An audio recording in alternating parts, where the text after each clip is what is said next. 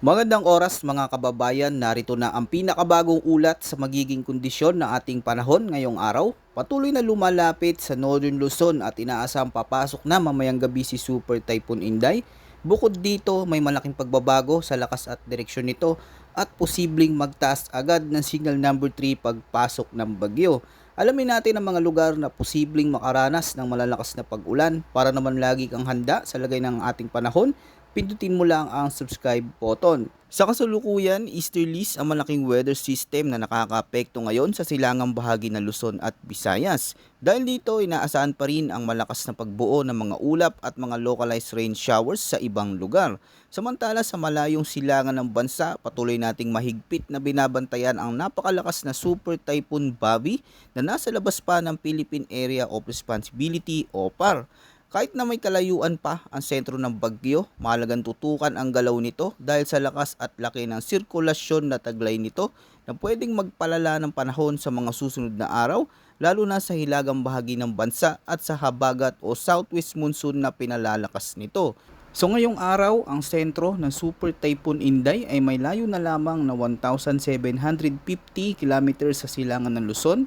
Taglay nito ngayon ang maximum sustained winds na 215 kilometers per hour malapit sa sentro.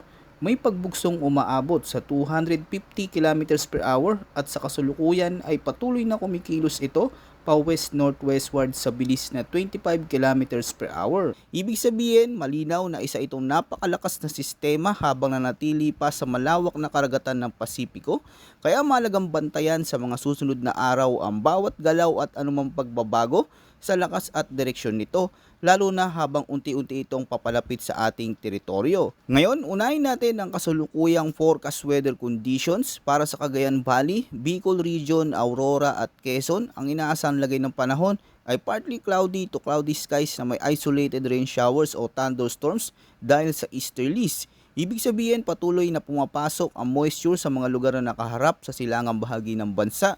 Dahil dito, mas madali pa rin nabubuo ang mga ulap at thunderstorms lalo na pagsapit ng hapon hanggang gabi. Kadalasan hindi ito sabay-sabay o tuloy-tuloy na pag-ulan sa buong rehiyon, pero habang tumatagal ang araw at tumitindi ang init, maaaring mabilis na kumapal ang mga ulap na nagdudulot ng panandalian, ngunit malakas na pag-ulan na may kasamang pagkulog at pagkidlat. Sa Cagayan Valley, mas mahalagang bantayan ang mga lugar na direktang nakaharap sa silangang baybayin dahil ito ang unang naaabot ng moisture na dala ng easterlies.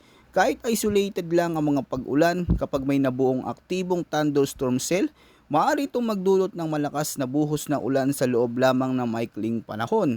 Sa Bicol Region, mas ramdam ang impluensya ng easterlies dahil direktang nakaharap ang rehiyon sa karagatang Pasipiko, kaya asahan ng malalakas na thunderstorms sa ilang lugar habang may mga probinsya o lungsod na maaring makaranas naman ng matinding ulan kumpara sa mga karatig na lugar. Dahil dito, mahalagang maging alerto sa biglaang pagdilim ng kalangitan, pagkulog at pagkidlat. Ganito din ang sitwasyon sa Aurora at Quezon na parehong nasa silangang bahagi ng Luzon, kaya asahan ng pabugso-bugsong pag-ulan at thunderstorms sa iba't ibang oras sa maghapon.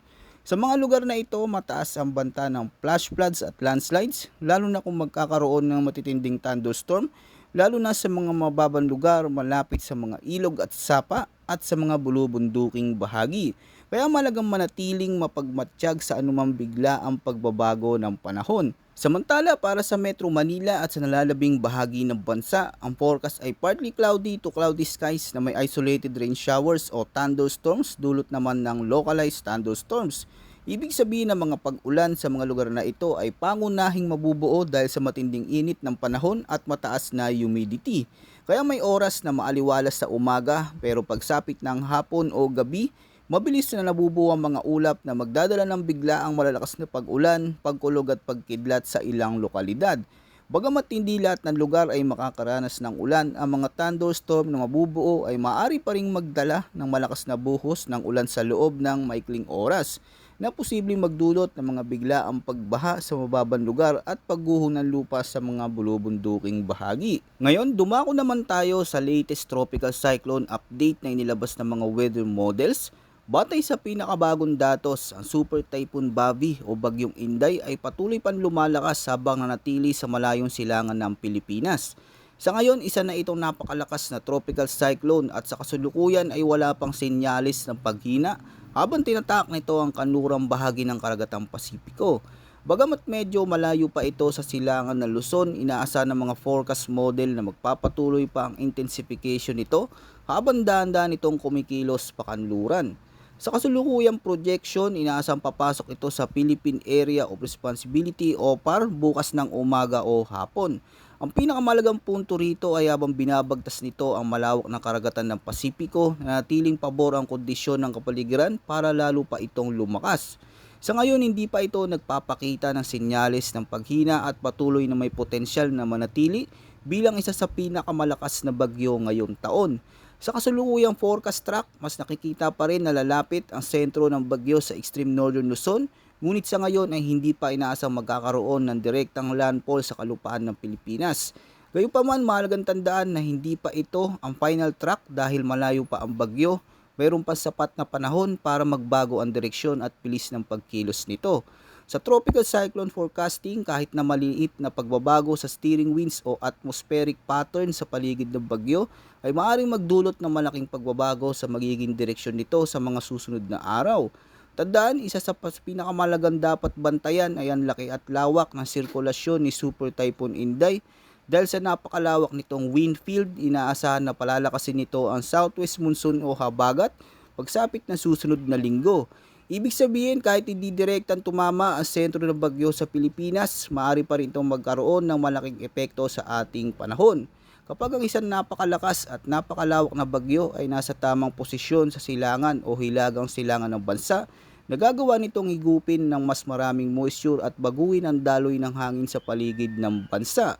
Kaya magiging resulta nito ay isang mas aktibong habagat na maaaring magdala ng mas malawak, mas madalas at mas tuloy-tuloy na pag-ulan lalo na sa kanlurang bahagi ng Luzon, Visayas at maging sa ilang bahagi ng Mindanao. Kaya sa sitwasyon ni Super Typhoon Inday, hindi lamang ang mismong tataking landas ng bagyo ang dapat natin bantayan, mas mahalagang tutukan ang magiging impluwensya nito sa habagat at ang mga posibleng pagtama na maaari nitong idulot sa malaking bahagi ng bansa. Patuloy namin babantayan ang bawat pagbabago sa galaw, lakas at forecast track ng bagyong ito. Kaya manatili nakatutok dito sa ating channel